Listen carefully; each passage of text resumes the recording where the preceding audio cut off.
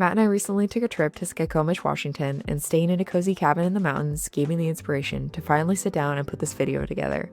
It was the perfect reset with some time in nature, a little adventure, and space to reflect. So here's a recap of our trip. We stayed at a cabin called Whispering Timbers, which is part of Stay and Nest collection of rentals in Washington State. It's a super cozy 2-bedroom cabin that has all the amenities you would need and even a hot tub, which was perfect for unwinding after a day of exploring. Here's a quick tour of the cabin.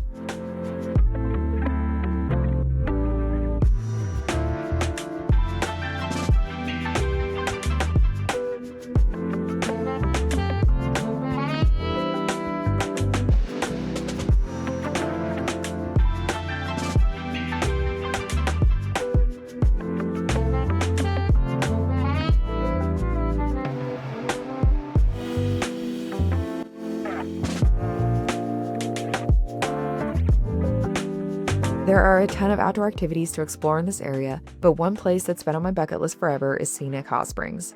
So during our cabin stay, we finally checked that off the list.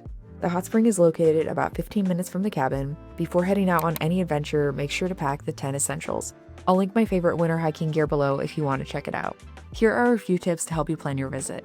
The hike is about 4 miles round trip with approximately 1,100 feet of elevation gain. There's a short section where you'll need to walk along the highway, which is a little sketchy, but not too bad. In the winter months, it's always a good idea to have microspikes and snowshoes since the area typically receives quite a bit of snowfall. There was no fresh snow when we visited, so we didn't end up needing our snowshoes. The hot springs are privately owned and reservations are required. It's $20 per person, or you can book the entire space for your group for $375. I'll leave a link below to the website if you're interested.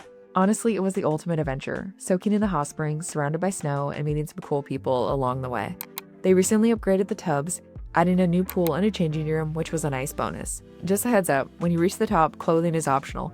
The left tub was the hottest, the middle one sat at around 102 degrees, and there's a cold tub at the top if you're feeling brave. After we relaxed in the hot springs for a couple hours, we headed back down and made our way back to the cabin. It's always tough to get out of the hot springs and get changed in the freezing temps, but it was so worth it. Anyways, that's a little recap of our trip. If you made it this far, thank you for being here. I'm excited to create more YouTube content this year and bring you along for more adventures. See you in the next one.